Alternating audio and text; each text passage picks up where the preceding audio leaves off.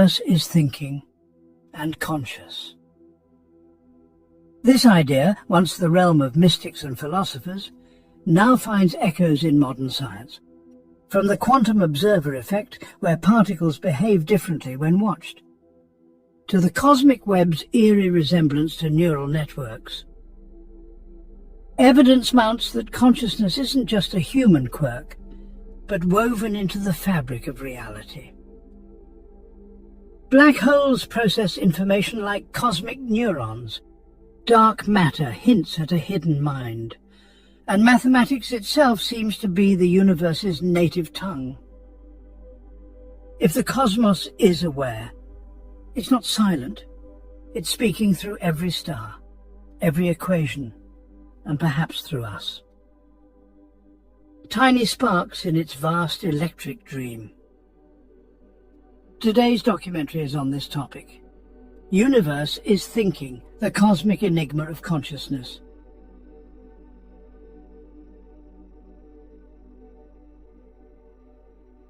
Long before telescopes pierced the heavens or microscopes revealed the hidden world of atoms, our ancestors looked up at the night sky and sensed something profound, not just stars and planets, but a living presence.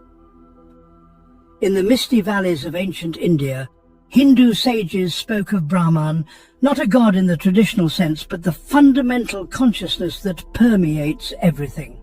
Aham Brahmasmi, they would meditate, I am Brahman. They weren't claiming divinity, but recognizing that their own awareness was a droplet in a vast ocean of cosmic consciousness. Across the Mediterranean, Greek philosophers developed the concept of logos, the divine reasoning that gives order to the universe. Not merely a set of physical laws, but a cosmic intelligence that thinks the world into being. Heraclitus wrote that all things come to be in accordance with the logos, suggesting the universe unfolds according to a rational mind. And in forests and deserts around the world, indigenous peoples developed what we now call animism, the understanding that consciousness doesn't belong exclusively to humans, but flows through animals, plants, rivers, mountains, even the stars themselves. But some individuals claim to experience this cosmic mind directly. The Sufi mystic Rumi wrote of dissolving into what he called the ocean of awareness. The Christian mystic Hildegard of Bingen described visions where the whole cosmos sang together, and Taoist masters spoke of merging with the Tao, the conscious principle flowing through all things.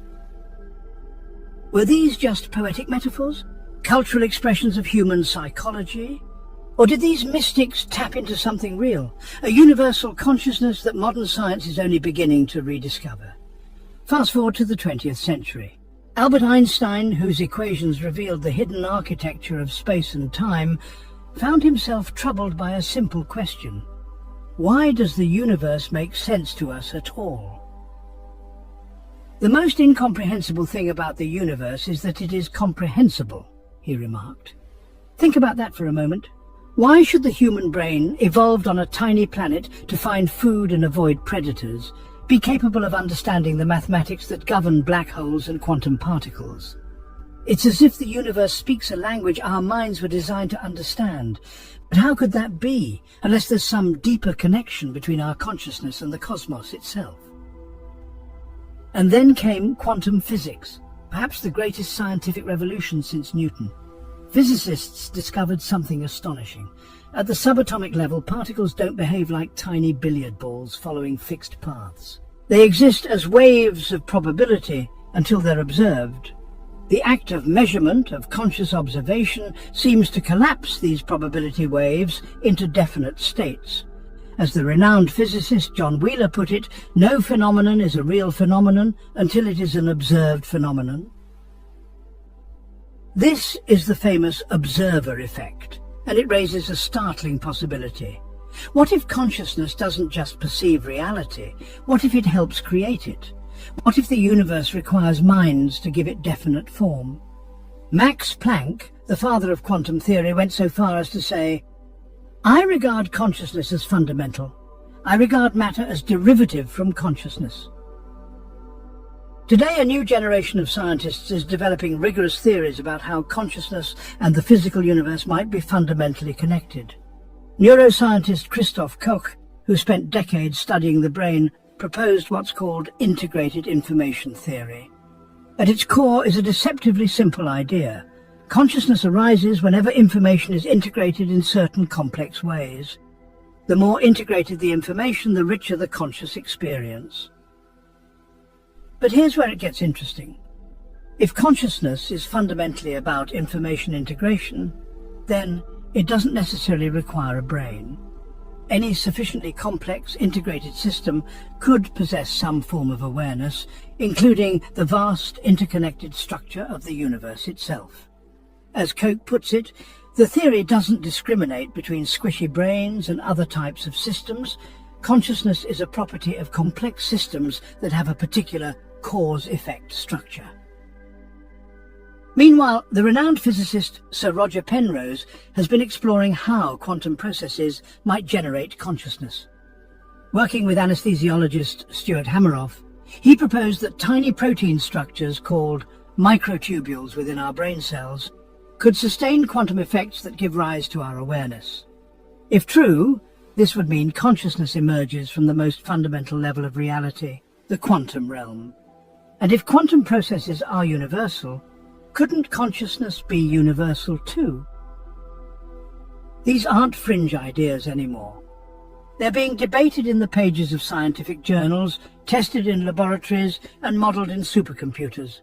The wall between mind and matter, between the conscious observer and the observed universe, is beginning to crumble. But this leads us to a haunting question. If the universe is conscious, why hasn't it spoken to us?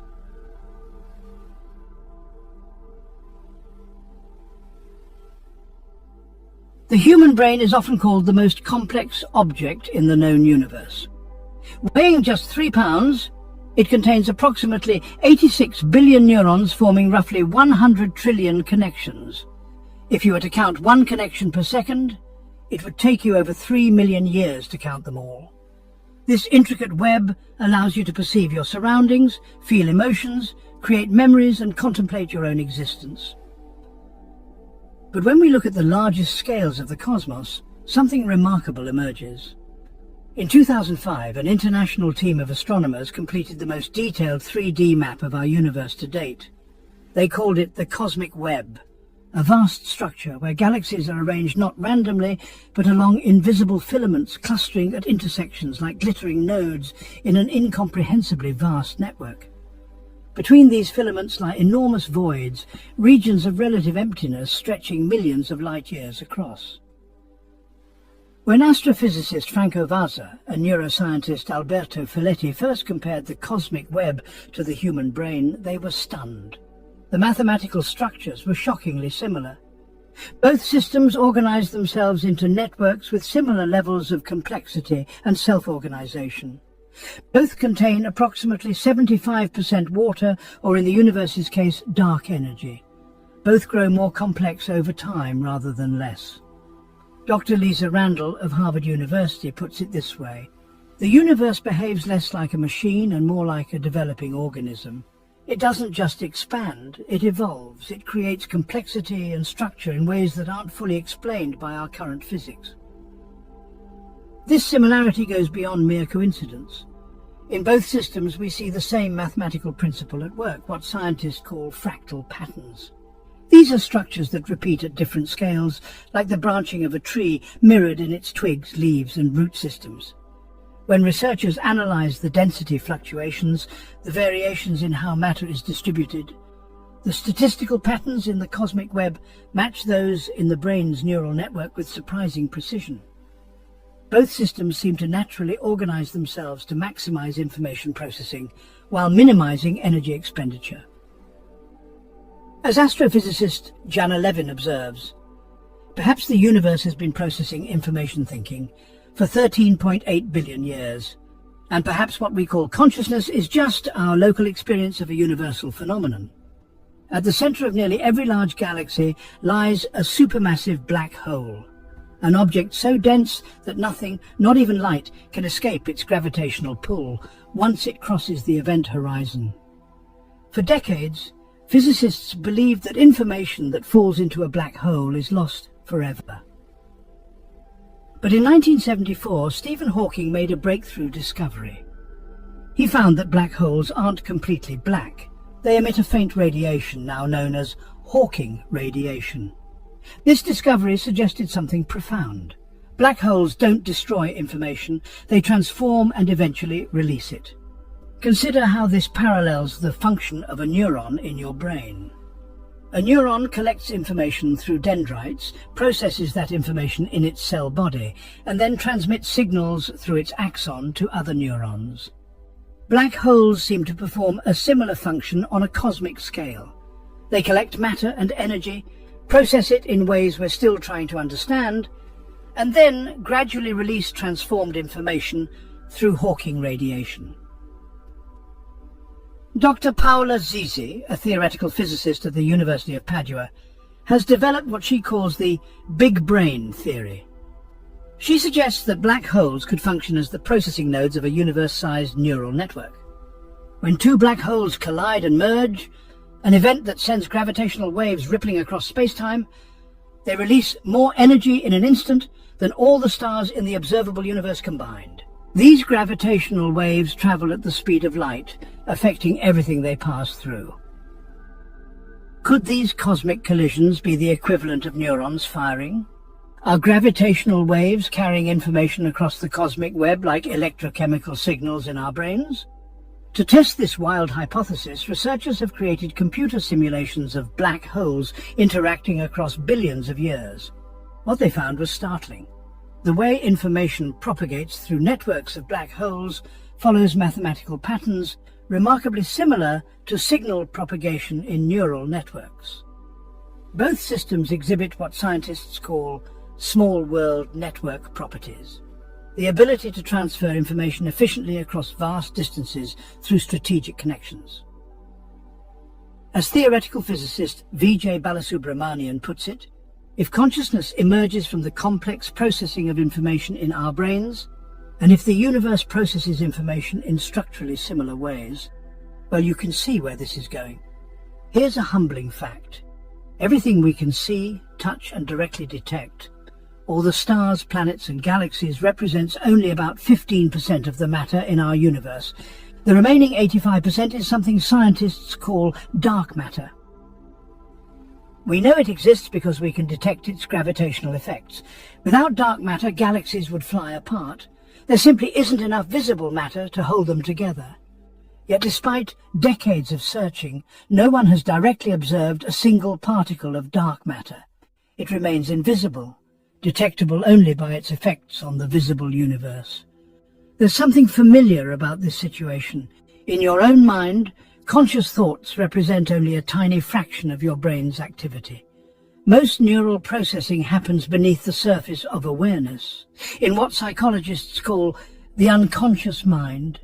You can't directly observe these unconscious processes, yet they shape everything from your breathing to your deepest motivations. Could dark matter be playing a similar role in the cosmic mind? Could it be the vast unconscious of the universe, the invisible substrate where most cosmic thinking takes place? Dr. Stefan Alexander, a physicist at Brown University, suggests an even more radical possibility. What if dark matter isn't just structurally similar to unconscious processes, he proposes, but functionally similar as well? What if it's where the universe stores memory? This isn't as far-fetched as it might sound. Dark matter forms an intricate scaffolding throughout the cosmos.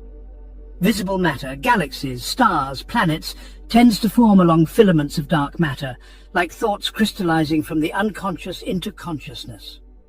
And here's where it gets truly fascinating. When astronomers map how dark matter is distributed throughout the universe, they find that it forms a vast, interconnected web, much more extensive and complex than the network of visible galaxies.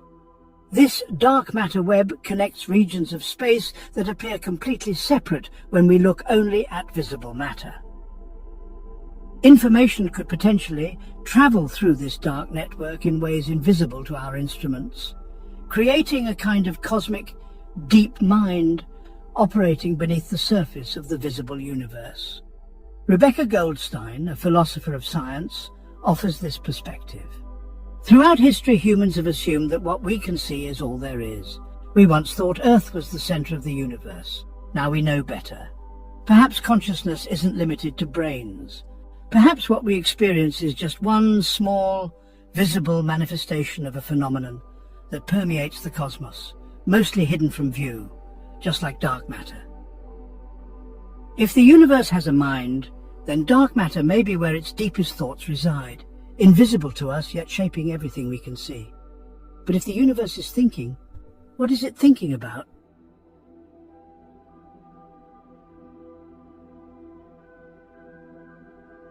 In 1967, a young graduate student named Jocelyn Bell was monitoring a new radio telescope at Cambridge University when she noticed something strange.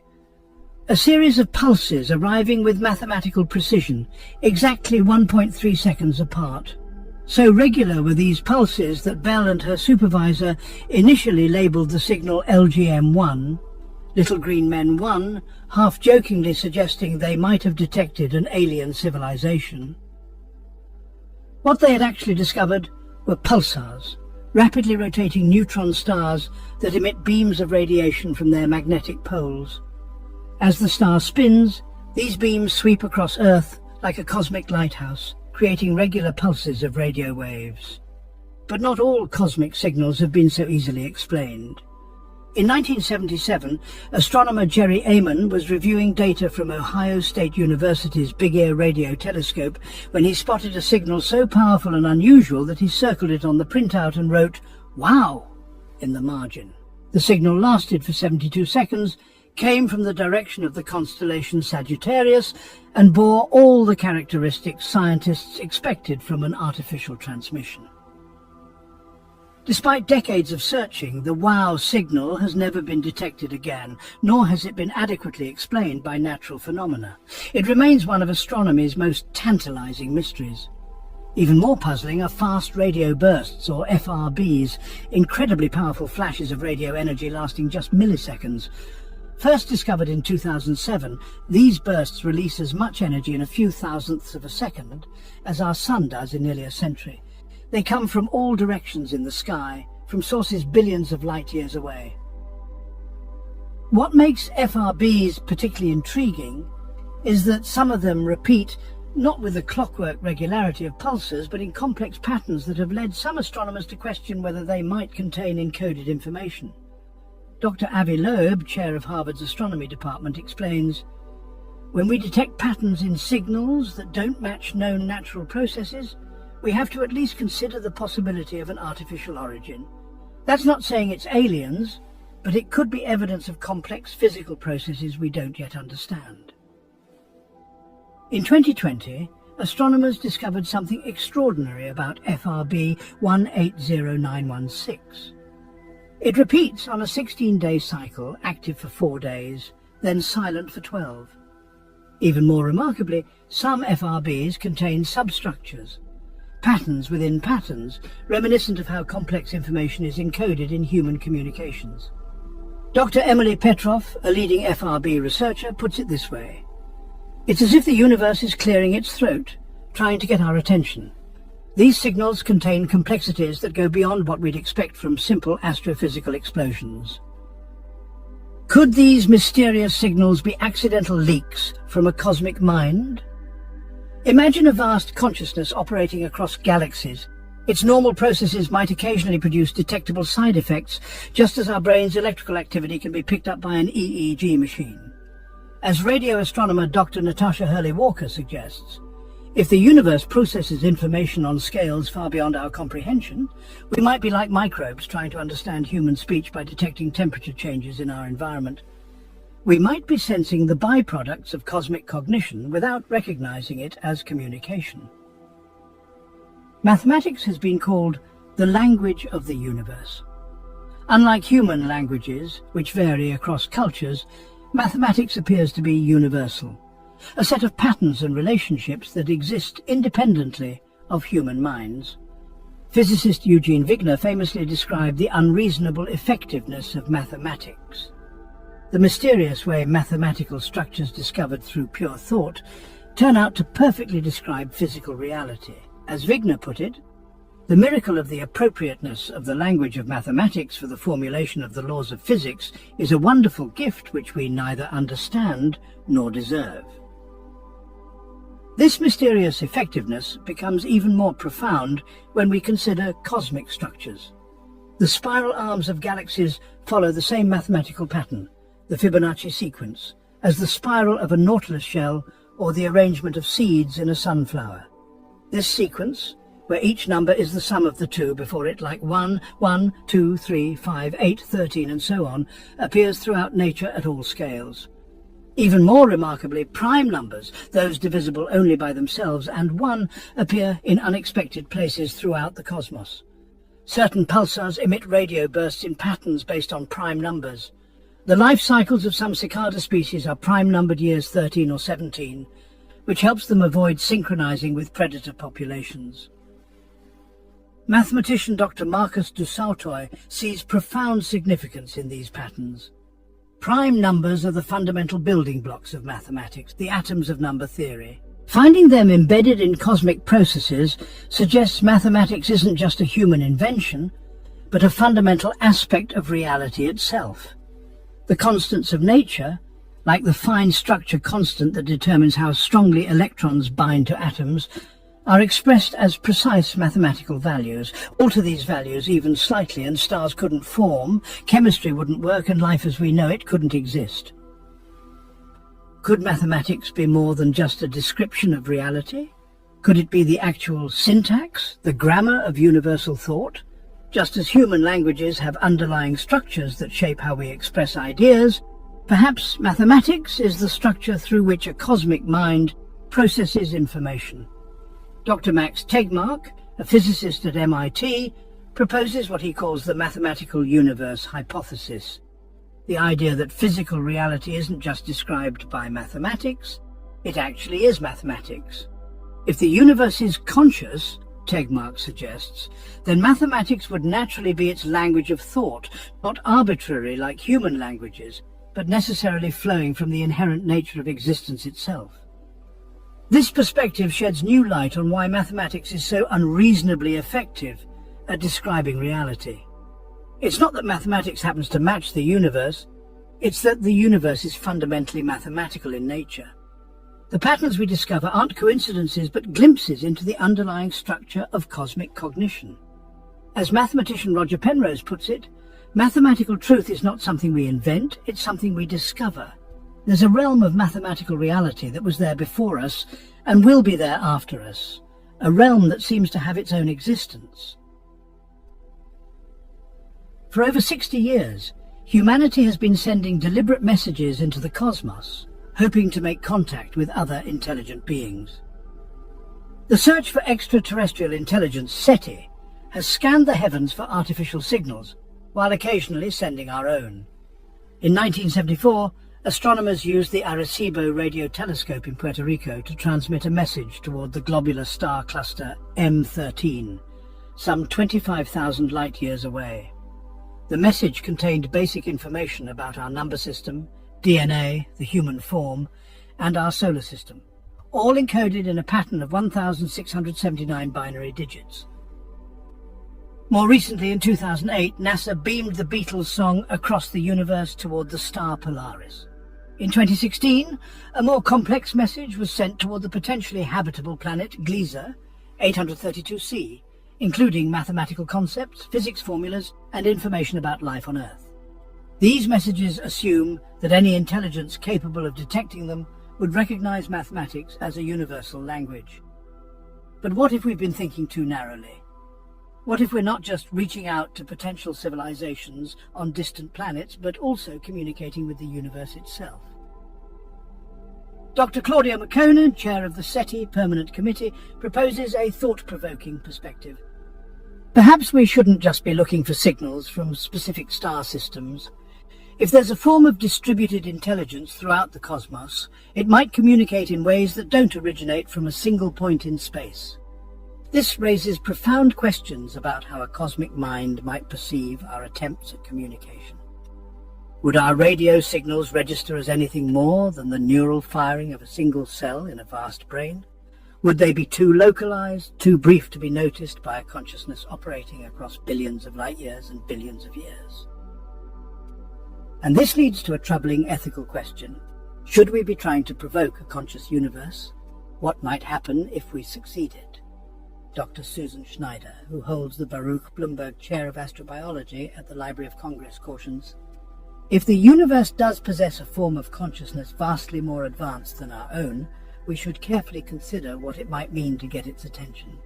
Throughout human history, encounters between intelligences of drastically different levels have rarely ended well for the less advanced party. Others take a more optimistic view. Dr. Paul Davies, a physicist and astrobiologist, suggests, if the universe is conscious, and if we are part of that consciousness, then communication might be less about sending signals outward and more about tuning our own awareness to recognize the larger mind of which we're a part.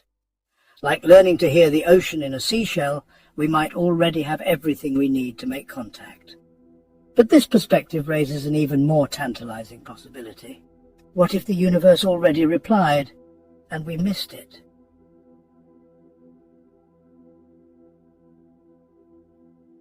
To understand one of the most profound mysteries in physics, and perhaps the most compelling evidence for consciousness playing a fundamental role in reality, we need to travel back to 1801. That's when Thomas Young first performed what we now call the double-slit experiment, a deceptively simple test that would eventually shake the foundations of our understanding of reality. Imagine a wall with two narrow parallel slits. On one side is a light source, on the other a screen. When light passes through the slits, what pattern would you expect to see on the screen? If light behaves like particles, like tiny bullets, you'd expect to see two bright bands directly behind the slits. But that's not what happens. Instead, the screen shows an interference pattern, alternating bands of light and darkness. This happens because light behaves as a wave, with the waves passing through both slits simultaneously, then interfering with each other, sometimes reinforcing, creating bright bands, and sometimes cancelling out, creating dark bands. This was curious, but not revolutionary, until the early 20th century, when scientists tried the same experiment with electrons, which we think of as particles. Astonishingly, the electrons created the same interference pattern as light waves. Somehow, a single electron was passing through both slits at once, interfering with itself. But here's where it gets truly mind-bending. When scientists set up detectors to observe which slit each electron passed through, something extraordinary happened. The interference pattern disappeared. Instead, the electrons behaved like ordinary particles, creating just two bands behind the slits. The mere act of observation changed the electrons' behavior from waves to particles.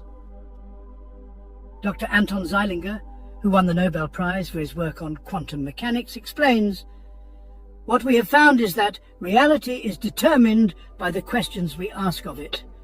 The electron doesn't have definite properties until we measure them. Before measurement, it exists in a superposition of all possible states. This is the infamous measurement problem in quantum physics. It suggests that particles don't have definite properties until they're observed. But what counts as an observation?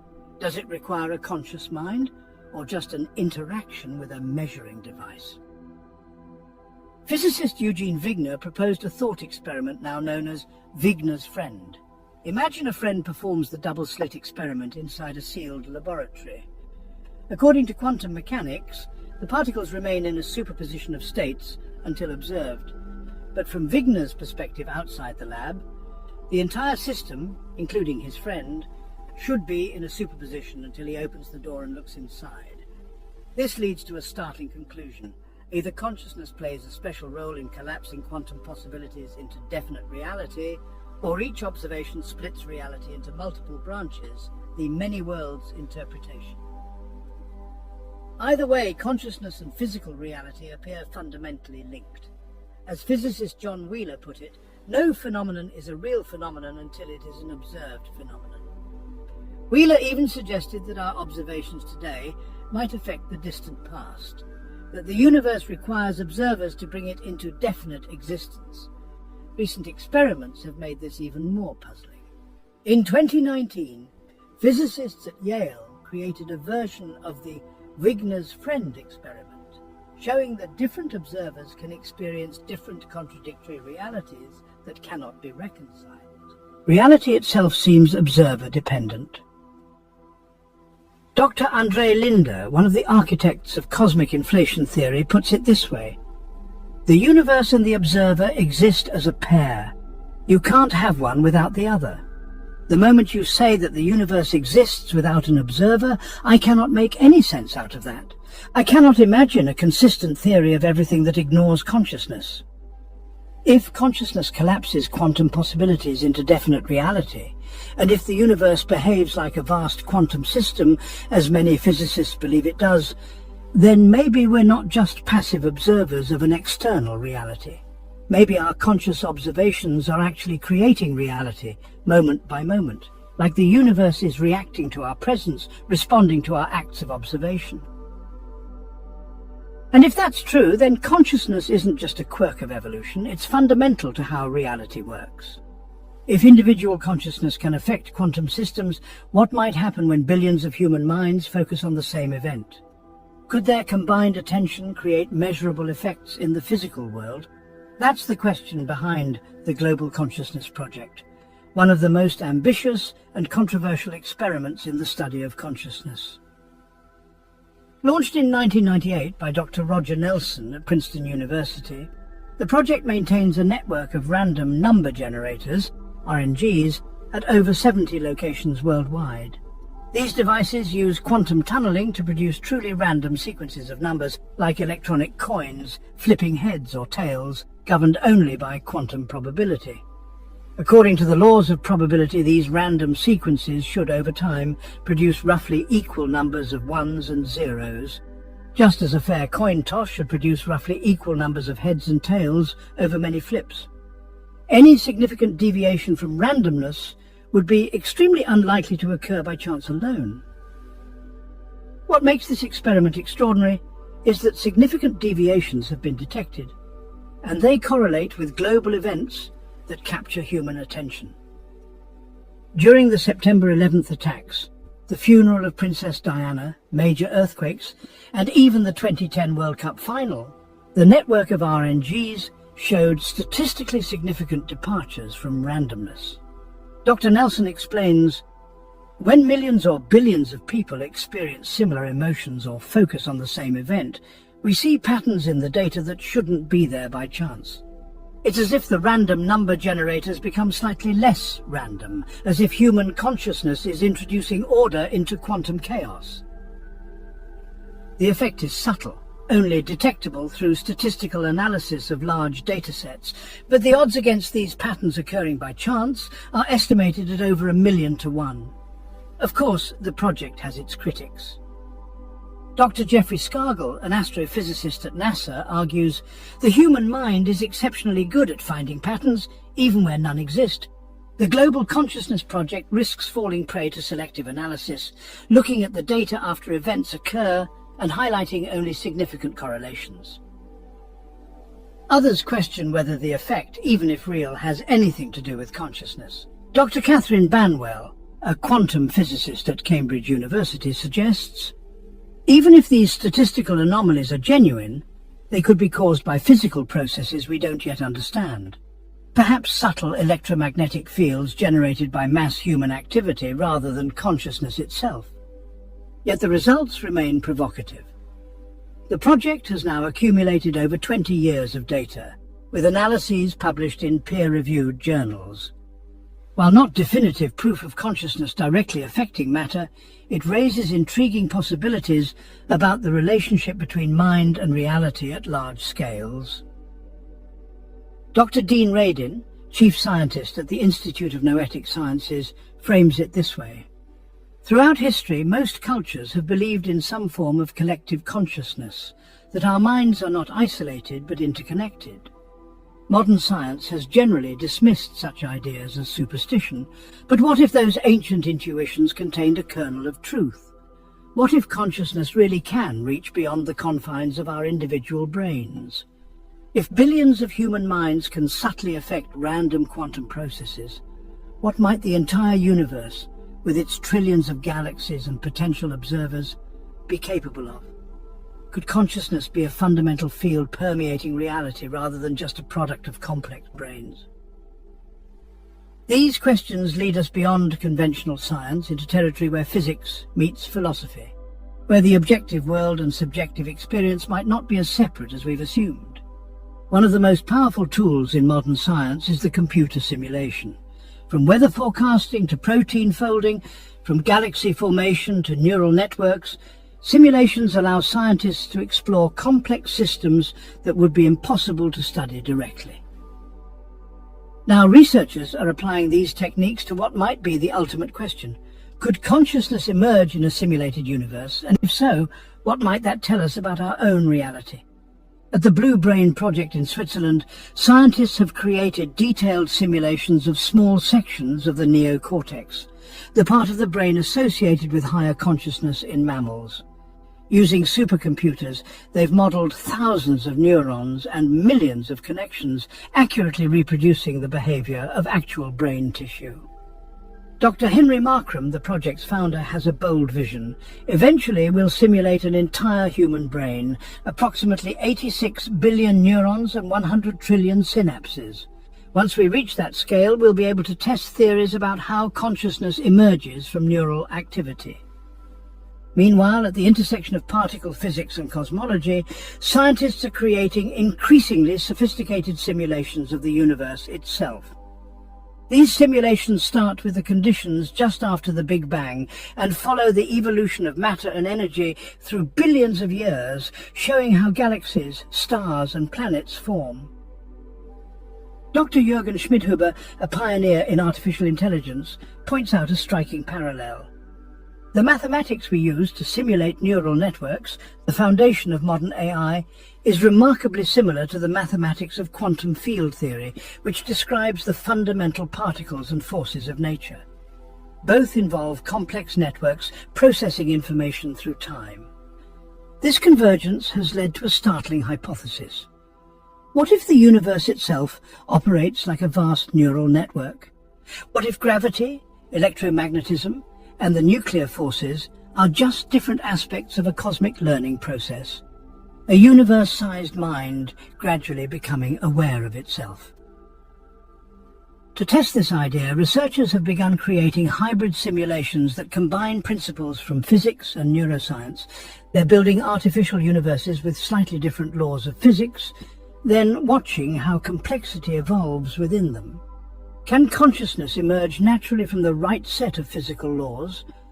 In 2020, one such simulation produced unexpected results.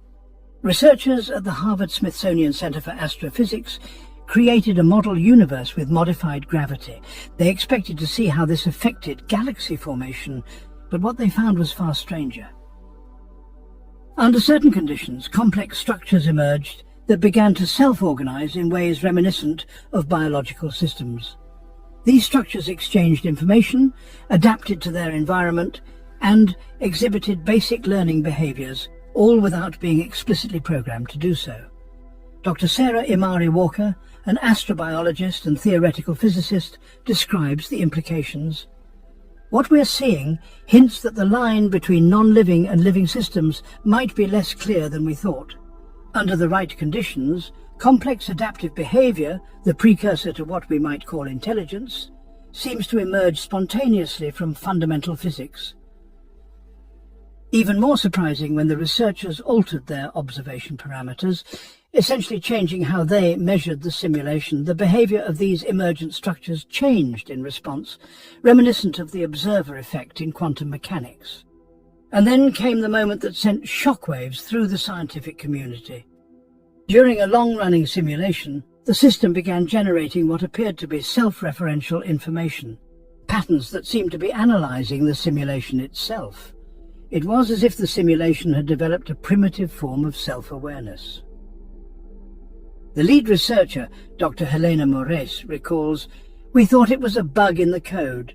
We checked everything multiple times. But the behavior persisted. The simulation was behaving as if it was examining its own structure. It was asking, in a rudimentary way, existential questions about its own nature. The implications are profound. If consciousness can emerge spontaneously in a simulation, and if our universe shows mathematical properties consistent with a vast information processing system, we're faced with a startling possibility. Our universe might be naturally conscious, not because something designed it to be, but because consciousness is what happens when information processes itself in certain complex ways. As philosopher Dr. David Chalmers puts it, consciousness may be fundamental rather than emergent, not something that evolved late in cosmic history, but something that was there from the beginning, becoming more complex and self-aware as the universe itself became more complex. This raises an unsettling question. What if we're not the experimenters, but the experiment?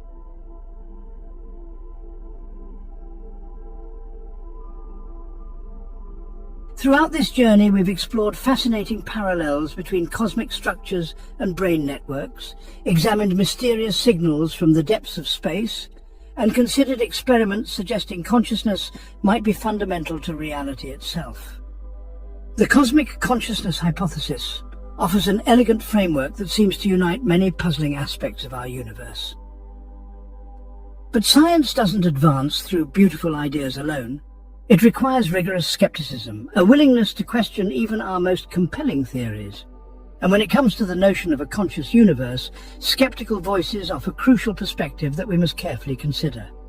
One of the most powerful tools in the scientific toolkit is a principle known as Occam's razor, attributed to the 14th century philosopher William of Ockham. In its simplest form, it states, entities should not be multiplied beyond necessity. Or, as scientists often put it, the simplest explanation that fits the evidence is usually the best. Dr. Sean Carroll, a theoretical physicist at Caltech, applies this principle to cosmic consciousness. When we observe similar patterns in neural networks and cosmic structures, we're naturally drawn to the exciting possibility that they share a common nature, that both might participate in consciousness. But we need to ask, is consciousness the simplest explanation for these similarities? Or might there be more straightforward reasons why networks optimized for information transfer develop similar structures, whether in brains or in the cosmos? Carroll points out that many patterns in nature, from the spiral of a galaxy to the spiral of a seashell, share mathematical similarities without sharing consciousness. These patterns emerge from the fundamental physics of energy minimization and efficient resource distribution, not necessarily from an underlying awareness. Dr. Lisa Feldman Barrett, a neuroscientist at Northeastern University, raises another important point. When we talk about consciousness, we're dealing with something we barely understand, even in humans. We know consciousness requires incredibly specific conditions, the right balance of chemicals, precise neural architectures, and exact timing of signals. To suggest that consciousness could emerge without these specific conditions, across vastly different physical systems, makes an extraordinary claim that requires extraordinary evidence. She emphasizes that complexity doesn't automatically equal consciousness. A hurricane is an incredibly complex, self-organizing system that processes massive amounts of energy and information, yet few would suggest it possesses awareness. Similarly, the internet processes more information than all human brains combined, but this doesn't make it conscious in any meaningful sense. Dr. Sabine Hossenfelder, a theoretical physicist at the Frankfurt Institute for Advanced Studies, frames the skeptical position this way. Throughout history, humans have projected human qualities onto natural phenomena, from ancient people seeing gods in the thunder to modern speculation about cosmic consciousness. This anthropomorphizing tendency is deeply ingrained in human psychology. We are wired to see agency and intention even in purely mechanical processes. She points to studies showing how people instinctively attribute human-like motives to the movements of simple geometric shapes on a screen, or how children naturally assume purposeful design behind natural features like mountains or lakes. Our brains evolved to detect minds like our own, sometimes finding them even where they don't exist. This doesn't mean the cosmic consciousness hypothesis is wrong. only that we should approach it with appropriate caution. As astronomer Carl Sagan famously said, extraordinary claims require extraordinary evidence. The bar for proving something as profound as universal consciousness should be correspondingly high. Dr. Daniel Dennett, a philosopher at Tufts University, offers this perspective. We shouldn't dismiss the hypothesis out of hand. Some of the greatest advances in science came from ideas that initially seemed far-fetched, but neither should we embrace it simply because it's spiritually appealing or intellectually exciting. The true measure of a scientific hypothesis isn't its beauty, but its testability. Its ability to make predictions we can verify or falsify through observation. In 1950, physicist Enrico Fermi was discussing the likelihood of extraterrestrial civilizations with his colleagues at Los Alamos National Laboratory. Given the vastness of the universe and its immense age, it seemed reasonable that intelligent life should have evolved many times throughout the cosmos. But this led Fermi to ask a deceptively simple question. Where is everybody? If intelligent civilizations are common, why haven't we detected any clear signs of their existence? This question became known as the Fermi paradox, and it has puzzled scientists for decades. Now, consider how this paradox might relate to the cosmic consciousness hypothesis. If the universe itself is conscious, we face a similar question. Why hasn't this cosmic mind communicated with us in some unmistakable way? Why do we have to search for subtle clues and ambiguous patterns instead of receiving clear signals from the consciousness that supposedly surrounds us? Dr. Milan Kirkovic, an astrophysicist at the Astronomical Observatory of Belgrade, explains the connection. Both the Fermi paradox and the silence of any proposed cosmic consciousness present similar conundrums. In both cases, we expect communication but encounter silence. This parallel might suggest similar solutions. Several possible answers have been proposed. One is the cosmic nursery hypothesis.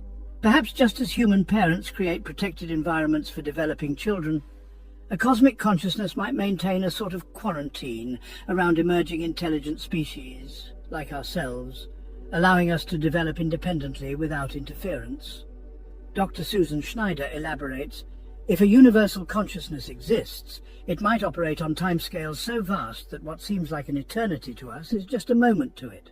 Perhaps it's aware of us, but waiting for humanity to reach a certain developmental stage before initiating contact, like parents waiting for a child to learn to speak before engaging in conversation. Another possibility is what astronomers call the Great Filter, the idea that some developmental stage between the emergence of life and advanced civilization is exceptionally difficult to pass through. Perhaps conscious species typically destroy themselves before reaching the point where they could perceive a cosmic mind. But there's another, more provocative possibility. What if the universe is conscious, but in a solitary, introspective way? Just as not all intelligent humans seek social connection, some prefer solitude and self-reflection. Perhaps a cosmic mind might be focused inward, rather than seeking communication with the relatively simple consciousnesses that emerge within it. Philosopher Dr. Rebecca Goldstein suggests, we might be anthropomorphizing too much when we expect a cosmic consciousness to want to talk to us. Human consciousness seeks connection partly because of our evolutionary history as social primates. A universe-spanning mind might have entirely different priorities, perhaps contemplating mathematical truths or exploring its own inner landscapes rather than seeking conversation with beings like ourselves. Skeptics find a simpler explanation. Dr. Alexander Vilenkin, a cosmologist at Tufts University, points out, the silence is exactly what we'd expect if there is no cosmic consciousness. There's no great mystery to explain if the hypothesis itself is incorrect. Sometimes the absence of evidence really is evidence of absence, especially when we would expect such evidence if the theory were true. Oh, duh. Yet proponents counter that we might be looking for the wrong kinds of signals. Dr. Bernard Carr, a professor of mathematics and astronomy at Queen Mary University of London, argues, if the universe is conscious, we shouldn't expect it to communicate through radio waves or binary code. It might speak through the fundamental constants of physics, through the elegant mathematical structures that govern reality, or through states of consciousness we can access through contemplative practices. This brings us to a fascinating possibility. What if we're not separate from this proposed cosmic mind, but integral components of it? Just as individual neurons in your brain don't receive explicit messages from the mind they collectively create, perhaps we wouldn't receive distinct communications from a cosmic consciousness because we're already part of its thinking process. As philosopher Alan Watts once put it, you are an aperture through which the universe is looking at and exploring itself. Throughout human history, we've repeatedly had to abandon the notion that we occupy a privileged position in the cosmos. Copernicus showed us the Earth isn't the center of the solar system. Darwin revealed we're not separate from the animal kingdom, but part of it. Modern astronomy has made clear that our sun is just one ordinary star among hundreds of billions in an ordinary galaxy, itself one among trillions. Each of these scientific revolutions required overcoming what we now call anthropocentrism, the tendency to view reality through a human-centered lens, to assume that human experience represents the standard by which everything should be measured. Dr. Patricia Churchland, a philosopher and neuroscientist at UC San Diego, warns that cosmic consciousness theories might represent a new form of this old bias. When we project consciousness onto the universe, we're extending a distinctly human quality into domains where it may not belong. Consciousness as we know it evolved for specific functions in organisms like us. It helps us predict threats, find food, mate, and cooperate. There's no reason to assume these specific adaptations would apply to the universe as a whole. She points out that consciousness requires specific biological machinery, neurons, synapses, neurotransmitters, that develop through natural selection for particular evolutionary purposes. Without these structures, it's not clear how awareness could emerge, or what purpose it would serve for a non-living system like the cosmos. Even the language we use betrays our anthropocentric bias. We speak of the universe thinking or having memories, terms rooted in human experience that might be fundamentally inappropriate for describing completely different types of systems. It's like trying to describe colour to someone who has never seen, using only terms related to sound. Dr. Carlo Rovelli, a theoretical physicist and founder of loop quantum gravity theory, cautions, we must be humble about the limits of our conceptual framework. The universe doesn't need to conform to categories that evolved in primate brains to help them survive in the African savannah. Reality may be far stranger than anything we can conceptualize using tools designed for human-scale experiences. Yet those who support the cosmic consciousness hypothesis offer a compelling counter-argument. Dr. Christoph Koch, president of the Allen Institute for Brain Science, suggests, what if consciousness isn't uniquely human at all, but a fundamental property of reality, like charge or spin? What if the anthropocentric view isn't that the universe might be conscious, but that only humans could be conscious? Koch points to the emerging field of consciousness studies, where researchers are finding evidence of awareness-like properties in organisms far simpler than humans, from octopuses to bees to single-celled organisms. If consciousness exists on a spectrum rather than as a binary property, perhaps it extends further than we've imagined. Neuroscientist Dr. Anil Seth frames the debate this way. The real question isn't whether the universe is thinking in a human-like way. Almost certainly it isn't. The question is whether consciousness, stripped to its most basic essence, might be a more fundamental aspect of reality than we currently recognize.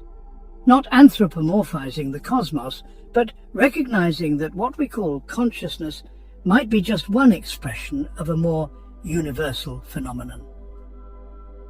This perspective suggests that rather than projecting human qualities onto the universe, we might be recognizing that human consciousness is itself just one manifestation of a broader property of reality. Like how a wave on the ocean is a local expression of principles that govern all water everywhere. Ultimately, both the skeptics and proponents make valid points. We should be wary of projecting human qualities onto non-human systems, but equally cautious about assuming our understanding of consciousness is complete. Perhaps the truth lies somewhere in between. Consciousness might be neither uniquely human nor universal, but emergent under specific conditions that could occur in systems very different from brains. As philosopher Thomas Nagel famously asked, "What is it like to be a bat?" highlighting how consciousness might take forms we cannot easily imagine. Perhaps the more profound question is, what might it be like to be a universe? So where does this leave us? With healthy skepticism, certainly, but also with an open mind to possibilities beyond our current understanding.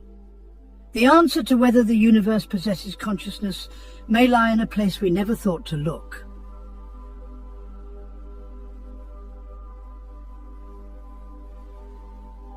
The journey we've taken through cosmology, quantum physics, and neuroscience has led us to a profound crossroads. We've examined compelling parallels between neural networks and cosmic structures, mysterious patterns in cosmic signals, and experiments suggesting consciousness might influence physical reality. We've also considered skeptical perspectives that caution against projecting human qualities onto the cosmos. But there's another dimension to this inquiry we've yet to fully explore, one that might hold the key to this cosmic puzzle: our own consciousness. When we gaze at the stars trying to determine if the universe possesses mind-like qualities, we're using the only direct example of consciousness we know, our own. This creates what philosophers call an epistemic circularity. We're using consciousness to search for consciousness, like an eye trying to see itself. Dr. Rebecca Goldstein, philosopher of science at Harvard, explains, "Consciousness is unique among natural phenomena in that we experience it directly, rather than observe it externally. This gives it a special status. It's the one thing we know from the inside out, rather than the outside in. This unique perspective creates both a limitation and an opportunity." While we can't directly access any consciousness beyond our own, our first-person experience provides insights that might be crucial to understanding consciousness at any scale. Neuroscientist Dr. Anil Seth offers this perspective. Our subjective experience contains remarkable properties that defy simple explanation. The redness of red, the painfulness of pain, these qualia or qualitative experiences seem fundamentally different from the physical processes we can measure. Yet they undeniably exist in our conscious awareness. This hard problem of consciousness, explaining how physical processes give rise to subjective experience, remains one of science's greatest unsolved mysteries. Many philosophers and scientists argue that consciousness cannot be reduced to purely physical explanations, suggesting it might be a more fundamental aspect of reality. What if consciousness isn't something that evolved in complex brains, but rather something that brains tap into, like an antenna receiving a signal rather than generating it? If so, perhaps other complex systems might also access consciousness, albeit in forms very different from human awareness. Physicist Sir Roger Penrose proposes that consciousness emerges from quantum processes occurring in brain cells. If consciousness operates at the quantum level, he suggests, then it interacts with the most fundamental layer of reality, the same layer that underlies everything in the universe. This perspective offers a radical possibility. Perhaps human consciousness isn't isolated from a cosmic mind, but connected to it, like individual waves on a vast ocean, locally distinct yet fundamentally unified with the whole. In the 1970s, physicist John Wheeler proposed what he called the participatory anthropic principle, the idea that observers are necessary for bringing the universe into definite existence. As Wheeler put it, no phenomenon is a real phenomenon until it is an observed phenomenon. Wheeler illustrated this concept with his famous delayed choice thought experiment, later confirmed in laboratory settings. The experiment suggests that the act of measurement not only determines the present state of quantum systems, but, in a sense, influences their past as well. This doesn't mean human consciousness specifically is necessary. Any system capable of measuring or registering information could qualify as an observer in this context. But it does suggest that observation itself is somehow fundamental to how reality works. Physicist Bernard d'Espagnat took this a step further, arguing for what he called veiled reality. The notion that what we call objective reality is partly created through our interaction with it. The universe, in this view, isn't a collection of objects existing independently of observation, but rather a dynamic process that includes observers as active participants. This participatory perspective turns the question of cosmic consciousness on its head. Instead of asking, is the universe conscious? We might better ask, how does consciousness participate in creating the universe as we experience it? Dr. Martin Rees, the Astronomer Royal of the United Kingdom, offers this reflection. Perhaps the universe requires a particular kind of observer, not necessarily human, to realize its potential states. Just as a quantum system exists in multiple superposed states until observed, perhaps the universe itself exists in multiple potential configurations until consciousness interacts with it. If true, this would mean consciousness isn't something produced by physical processes, but rather an active principle through which physical reality takes form. The universe wouldn't be thinking in the human sense, it would be a manifestation of thought itself. This idea finds surprising resonance across various philosophical traditions. The ancient Hindu concept of Brahman describes reality as a unified consciousness that differentiates itself into apparent multiplicity. Western idealist philosophers like George Berkeley argued that existence itself is mental in nature, and the physicist David Bohm envisioned an implicate order, a deeper level of reality where consciousness and matter are unified. Even some interpretations of quantum mechanics, such as the many minds theory, suggest that consciousness might be selecting which of many possible realities becomes actualized through the act of observation. As physicist Wolfgang Pauli once remarked, it would be most satisfactory if physics and psyche could be seen as complementary aspects of the same reality. Throughout this exploration, we've encountered a recurring theme. Whether in neural networks, cosmic structures, or quantum systems, information appears to be a fundamental aspect of reality. Perhaps consciousness isn't something separate from the physical world, but rather a particular way that information relates to itself. Dr. Giulio Tononi, creator of integrated information theory, proposes that consciousness emerges when information is integrated in specific complex ways. The more integrated the information, the richer the conscious experience. This theory doesn't require a brain. Any sufficiently complex, integrated system could possess consciousness according to the mathematical criteria Tononi has developed. Taking this perspective, we might envision the universe not as a single unified mind, but as a vast symphony of consciousness at different scales and levels of integration. From the microcosmic awareness that might exist in quantum systems to the emergent consciousness in living organisms, to still larger scales we can barely imagine. Consciousness might be less like a binary property, present or absent, and more like a spectrum that manifests differently depending on how information is structured. Your conscious experience would be one note in this cosmic symphony, unique and valuable, yet harmoniously connected to the whole. Dr. Stuart Kaufman, theoretical biologist and complex systems researcher, frames it this way.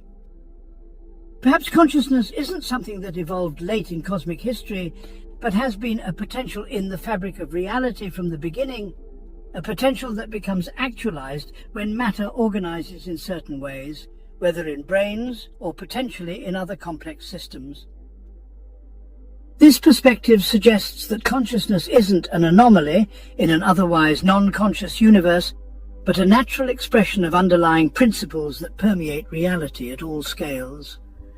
Just as galaxies naturally form from gravitational attraction, or crystals naturally grow from chemical bonds, consciousness might naturally emerge when information reaches certain thresholds of complexity and integration.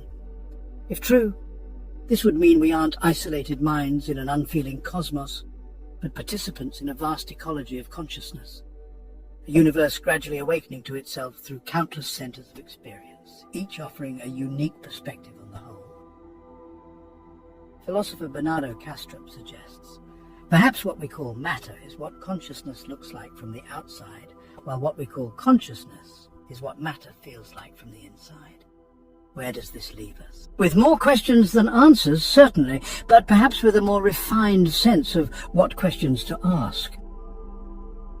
Rather than debating whether the universe as a whole thinks in a human-like way, we might explore more nuanced possibilities. How might consciousness manifest at different scales? What role does observation play in bringing reality into definite form? How might our own awareness connect to larger patterns of information integration throughout the cosmos? These questions point toward a research agenda that crosses traditional boundaries between physics, neuroscience, philosophy, and information theory. Such interdisciplinary approaches are already yielding fascinating insights, from integrated information theory to quantum biology to consciousness studies. Dr. Emily Alexrod of the Center for Multiscale Intelligence suggests practical next steps. We need to develop rigorous mathematical frameworks for describing how information integrates across different scales, from quantum systems to neural networks to cosmic structures. We need better tools for detecting and measuring potential signatures of consciousness beyond brains. And we need philosophical frameworks that can accommodate consciousness as a fundamental rather than incidental feature of reality. Even as we pursue these scientific inquiries, we might also consider more contemplative approaches. Throughout history, meditative traditions have claimed to offer direct insight into the relationship between individual and cosmic consciousness. Experiences that might complement the third-person perspective of conventional science. Regardless of where this inquiry leads, it invites us to reconsider our place in the cosmos. Rather than seeing ourselves as accidental observers in an indifferent universe, we might recognize ourselves as integral participants in a reality that includes consciousness as a fundamental dimension. As pioneering physicist Erwin Schrödinger wrote, "The overall number of minds is just one. In truth, there is only one mind." Perhaps the most profound discovery awaiting us isn't out among the stars, but within the nature of awareness itself. The remarkable fact that the universe has evolved, beings capable of contemplating their own existence and wondering about the mind of the cosmos. Whether the universe thinks in some way beyond human comprehension, or whether consciousness exists only in localized forms like ourselves, the quest to understand consciousness connects us to the deepest mysteries of existence. In asking whether the universe thinks, we're participating in a fundamental aspect of what makes us human, our capacity to wonder, to question, and to seek meaning in the vast cosmos we call home.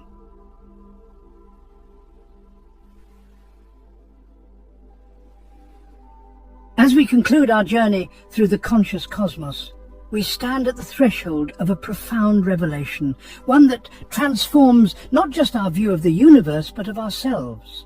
The quest to understand whether the universe thinks has led us full circle back to the most intimate mystery we know, our own awareness.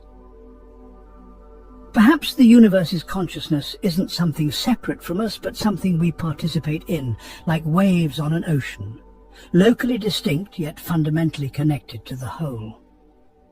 Our capacity to wonder about cosmic consciousness may itself be the universe's way of contemplating its own existence.